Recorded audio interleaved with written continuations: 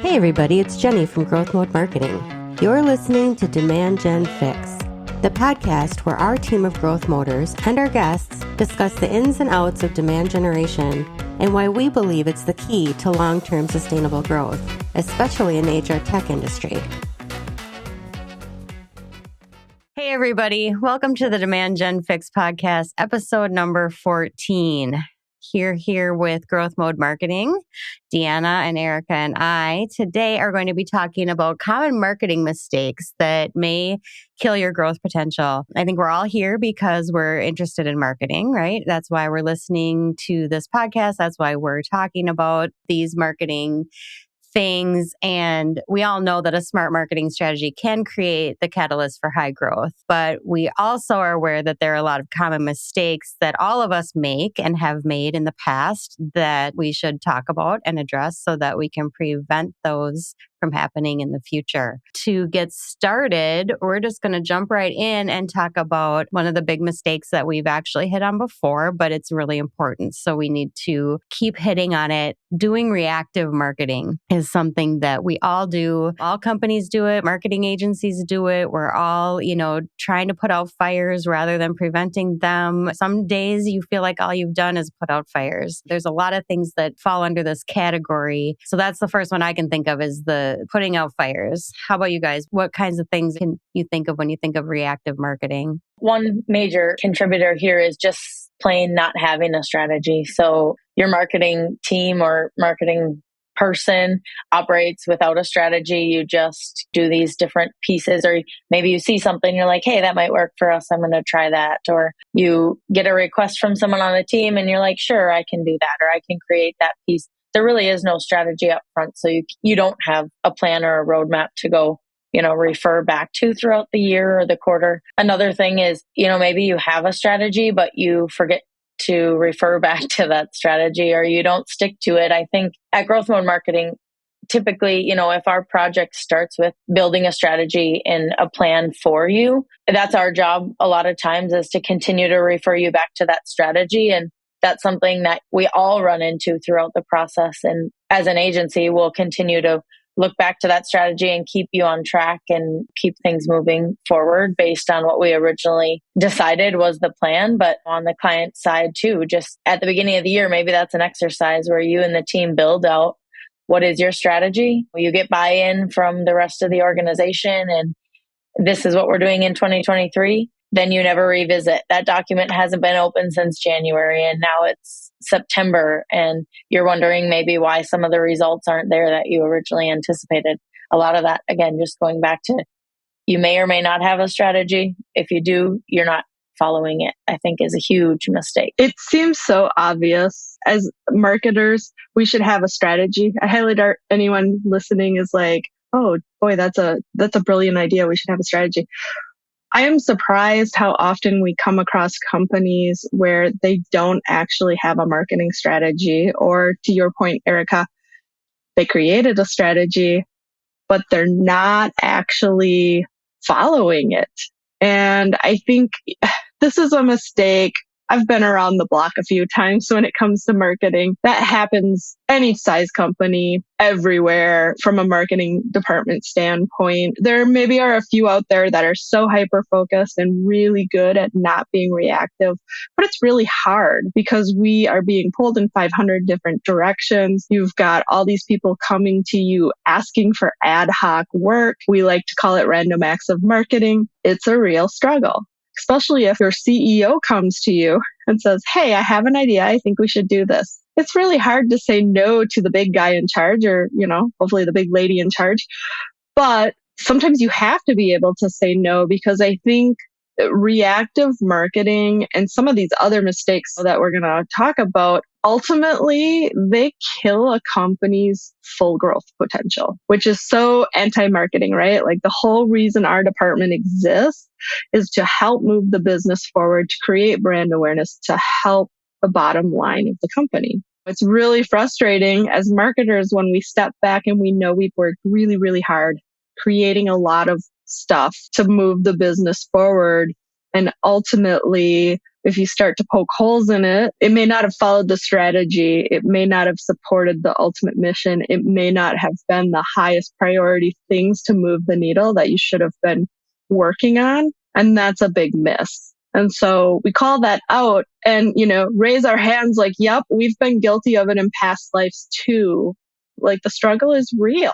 Another thing I think that can be very reactive from a marketing standpoint, it's not just getting ad hoc requests and managing to those, but lacking the patience to see programs through to results if they don't produce quick wins. And sometimes from a marketing perspective, we may have the patience to see it through. We may know it takes time, but it's really hard when you're getting pressure from your sales team, from your CEO, from your board of directors, your investment group, that they're not seeing results quick enough.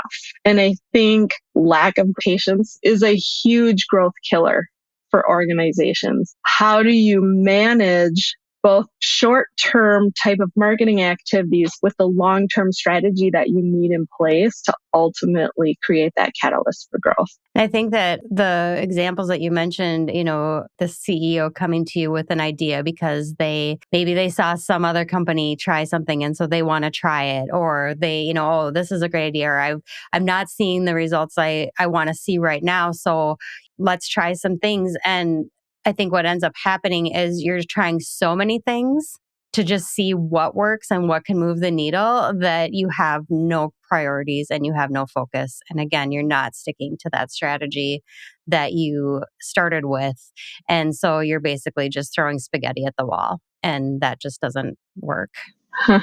So true. And I think the key takeaway for this mistake is you need to develop a plan and stick to it, because those random acts of marketing, they really don't drive meaningful results for your organization. And if you take a step back and you look at what your plan was and what you actually accomplished quarter over quarter, I think a lot of organizations will actually realize, we didn't stay on track the way we were supposed to, and I think it's a good gut check to continually ask yourself the things that we're doing. Is it moving the needle for us? Is it driving us towards the end goal? Or are we getting distracted with a lot of work that isn't the right work to be doing? I'm thinking about another mistake that I see commonly, and I admit again that I've done this in the past. I think that a lot of marketing departments and agencies and everything say, okay, well, it's April, it's time to do the spring newsletter. It's June, it's time to do the summer event. Just doing things you've always done because you've always done them. It's like you're on a calendar, you're just automatic, and never really taking the time to look at those different marketing initiatives and asking yourself, are these even working anymore? Is this relevant anymore? What, are we doing this just for the sake of doing it because we always have? Or have things changed? Are people still engaging in these marketing initiatives, or are people dropping off? Because the way that people interact with content, the way that people are buying these days, everything's changed. Yeah, Jenny, I think that's a really good mistake to bring up that we see often too. And I can think of a whole bunch of examples off the top of my head as far as different things like that, where it's just, yeah, we've always done this, or our customers expect this from us, or our team expects this to go out, but how do you know that? I mean, a lot of times this is something that, yeah, in the past, you might have gotten some feedback on different activities that it's nice that you guys send that out, or it's nice that you do this. But if that's kind of your driving factor, again, going back to the last mistake, this contributes to that as well, where these things don't point back to what is your larger plan, or what are the things that you've identified are really going to move the needle and make a difference, and ultimately drive that growth. And when you're doing these random things that you've just always done, and you're trying to fit the pieces in the puzzle that don't fit, you continue to just see that sort of random acts of marketing, as Deanna mentioned earlier. And really, when you look back, I guess long term, you look back and all of these really disjointed efforts, a lot of times that's what they are, is you'll say, yeah, that newsletter didn't contribute back to anything else I was doing. And that event that we took all these resources and time to do, that didn't contribute back to my ultimate goals. All of those disjointed efforts really don't equate to much in the long run. you're going to look back and you're going to be dissatisfied with the results of these things. And you might not even be able to put results on them. It's just kind of bucketed in the things we do. It makes me think of, a marketing colleague. A few months ago, we were having a conversation on this very topic and how at times, marketers feel like, well, I need to do this because we've always done it and our clients expect this newsletter or this webinar series or whatever it is. And his pushback to me really made me stop and think, because he was like, if you stopped it, would anybody notice? And I think when we're working with companies, they're like, well, yeah, because we've always done it.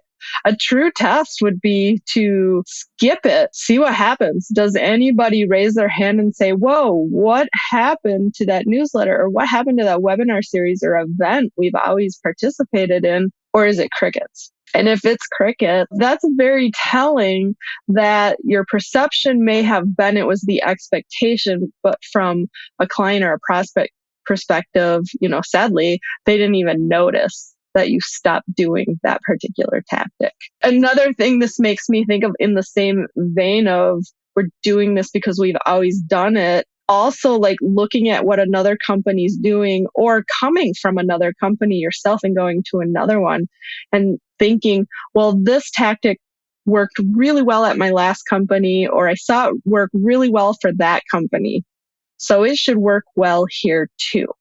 Sometimes that's true. But a lot of times what worked there isn't going to work where you are, because I think, one, marketing always needs to be evolving, and things that worked in the past, we know they're not working the same way that they used to. But also different organizations that have different audiences and different needs, they're not necessarily going to consume things the same way. They're not going to engage with your content the same way. They're not going to react the same way. So you can't take a blueprint of what worked really well at your last company or a different company and necessarily apply it to the company you're at now, because it may not work.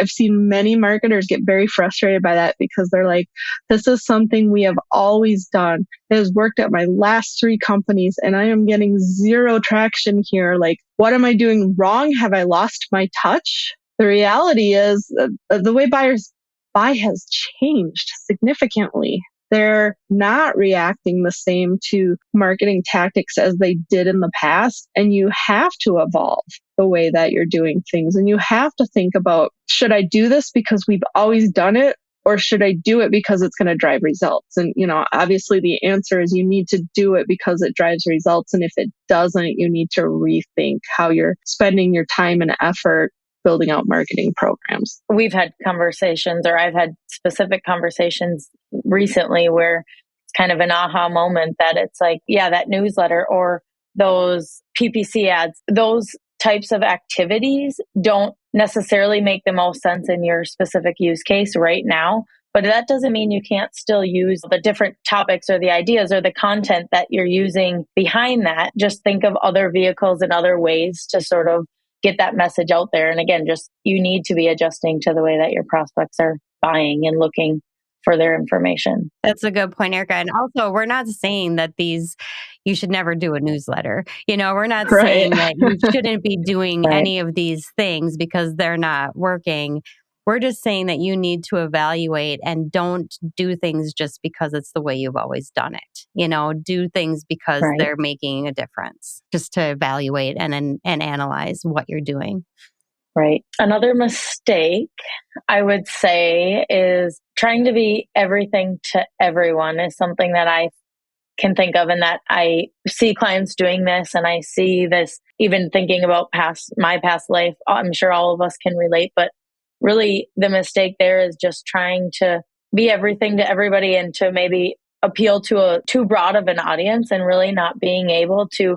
What happens then when you're doing this is all of your marketing efforts and all of the content you're creating is so generic and kind of high level that your messages really don't resonate with the right audience. And, maybe that you haven't identified who that right audience is. Yeah, I think if you get way too broad with your messaging and with your audience, everything's just watered down. Like you said, that, it's just another way to put how you said it, Erica. It's like, I feel like you have this huge message and this huge audience, and it's just going nowhere because there's no target. There's no definition on what your message is and who you are talking to. This is a really common mistake. And I think a lot of organizations and marketers would hear this and be like, well, that's not us. We can sell our product to many companies and we've really dialed our messaging in. And, we going into the HR tech space, we've used this example before, but the reality is it's a very crowded market and you're competing against a lot of other companies in the HR tech space. And if you're in a different space, sometimes we run across companies where their total addressable market is literally 200 companies. That's a little different. But if you have a really, really broad total addressable market and you're trying to compete against a lot of other vendors, that's where trying to be everything to everyone is really an issue because you're blending in with everybody else. It's like a sea of sameness. And if you think about it, and I'm purchasing HCM software and I've got, 50 options out there and every one of those vendors is marketing to me, it starts to all sound the same, which nobody wants to hear because every company believes they have these differentiators that make them better, that make them unique, that make them the right choice for the person they're trying to sell to. But from the buyer perspective, if they're not seeing those big differences or seeing what they consider meaningful differentiation, it's really hard to break through that clutter. When we talk about you need an ideal customer profile, that is to focus your marketing efforts. And that doesn't mean you can't sell to people that are not in your ideal customer profile. It means you're marketing specifically to attract those right fit clients because you've got to focus somewhere in your marketing or you sound like everybody else. And so that narrowing down your audience and narrowing down your messaging, the whole point of not being everything to everyone is that you start to have a more meaningful message that breaks through the clutter and resonates with the right companies instead of all companies, because it's really hard to resonate with all companies. And people may think, listen to that and say, no, we need to just talk to everybody. And then the 1% of customers that we get out of that is worth it. But you have to also think then how much time, how much energy, how much money are you putting into all of that kind of stuff when if you really narrow down who you're talking to and what your message is, you're going to get a much higher percentage of quality leads and quality customers and your everything is just so much more efficient. And sometimes I think we hear, well, we're hesitant to narrow down the audience too much because we don't want to deter people. We want to focus on hospitality, but we don't want to deter people within the manufacturing industry. It's like, that's not the case either. I mean, that's not the goal necessarily, but the goal then is just to really get that focus so you can start to build your pipeline of ideal prospects within hospitality. But that doesn't mean manufacturing companies wouldn't come to your website and then decide, yes, this might be a fit as well. I think that's something we hear a lot is there's hesitation there. And that's kind of the whole point of this piece of the conversation here is you have to identify and narrow down your message in order to really target that audience and build your pipeline with that ideal customer. I think there's an opportunity for companies. When we start working with a client, we will recommend let's identify one ideal customer profile and build the marketing and the story and everything we're doing around reaching out to them and being hyper-focused. But if you get really good at doing that and you're building up that client base, you could absolutely develop another ideal customer profile and start to develop marketing programs and your unique point of view and your content around that as well.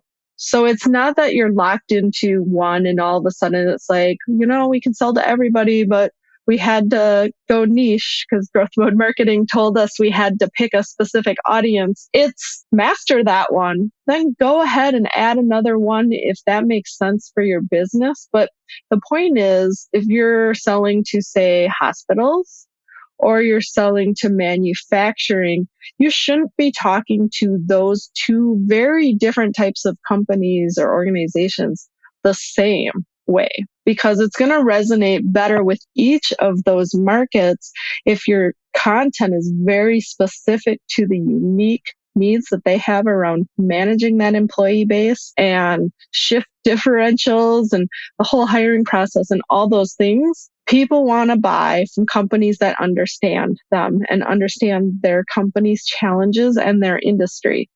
And so that's the whole point of narrowing down. So you're not trying to be everything to everyone. You're just trying to have a conversation that's relevant to each group of people. So you can always expand, but my advice would be get really good at that first ICP before you start adding more to the mix. I think that whole conversation right there kind of leads into another mistake that we see a lot, and that is not building your audience to follow along and continually engage with your content. Even if you have your ICP, if you're not putting the right content out there and continually updating it and making sure that they're engaging and following it, what good is it? What good is your ICP and what good is your content if you're not, engaging them? Yeah, it's really important to build an audience. If you're building out a demand generation engine, you've got to continually fuel it with more content. And the whole reason for that is because you want people to follow along. Because we know on a normal year, 95% of companies are not in market to buy. When the economy's bad, more than 95% are not in market to buy because everyone's pulling their budgets back. Well, you've got to build that brand awareness and trust with those companies long before they're ready to make that purchase, especially considering the fact that nobody wants to talk to a sales rep anymore.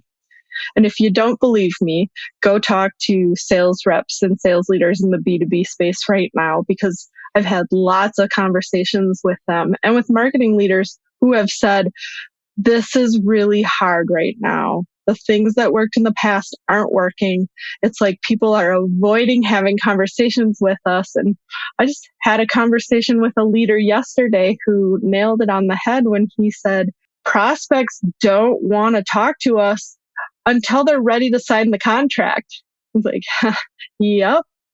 That's the reality of what we're living in and what we're dealing with as marketing and sales leaders is they don't want to talk to us, which makes that content you're putting out there really, really, really important because that has to be your best sales rep. And so if you're not putting content out on a regular basis, if you're not building an audience to follow you and you're not creating content for each stage of the funnel, you're not going to be shortlisted. They're not going to call you when they're ready to sign that contract because they found that information with a different vendor. Really building that digital footprint is what it comes down to. And when you know that people don't want to talk to you until they're making a decision, if you're the one out there without content available to help drive somebody through their buying journey and help, guide them essentially through these different stages of the process and make these things readily available, and may I mention, not gate these different assets. You say this is like the most powerful piece. If somebody could get their hands on this virtual demo, or if they could get their hands on this report or this white paper, that's going to be their deciding factor. Well, don't put a gate to prevent somebody from accessing that kind of information and helping them make that decision and moving towards building trust with your brand. I think that's a huge miss here and an opportunity to improve as well as you build out your content. If you're always thinking about it in that way that, this is building out my digital footprint. Am I creating this content to add to that content that our prospects can access as they're trying to, make decisions and before they ever come to us? Or are you creating content that's so valuable that you can't bear putting it in front of them for free? That's something we run into a lot.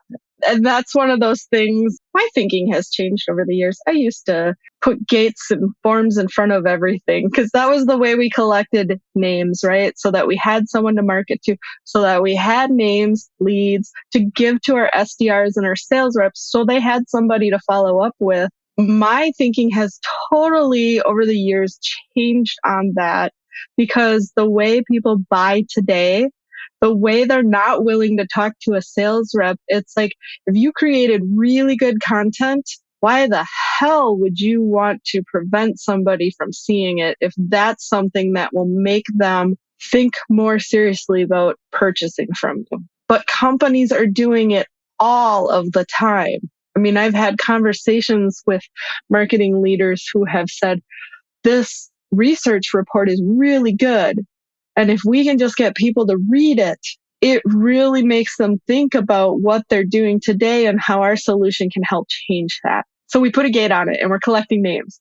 And now I'm wondering why I've had 1,000 people come to my landing page and I've only had 5 people submit their name. Because it's something we've always done. It's something we've always done. I mean, you're absolutely right.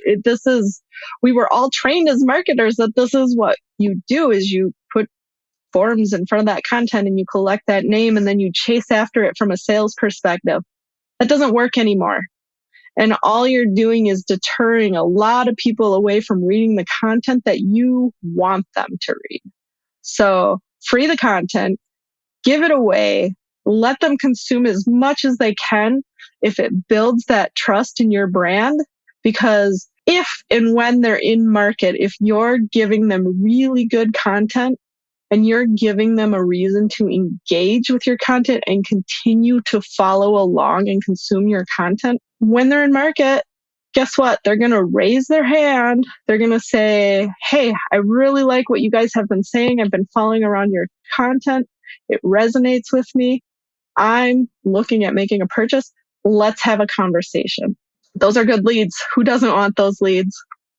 Exactly. Well, I think today we have just hit the tip of the iceberg on mistakes that people can make in marketing. There's a lot more that we can cover. So we will continue this conversation next week with a few more of these common mistakes and how you can avoid them and prevent them and what our recommendations are to correct them. Yeah, there's so much we could talk about. I mean, we've been there, we've done it, we've made the mistakes ourselves. We see it happen all the time with other companies, and we want to help you prevent those mistakes so that you can have higher growth for your company. Thanks for joining us on the Demand Gen Fix, a podcast for HR tech marketers, brought to you by GrowthMode Marketing. We sure hope you enjoyed it. Don't forget to subscribe for more perspectives on demand generation and B2B marketing strategies. Plus, give us a like. Tell your friends. We'll see you next time.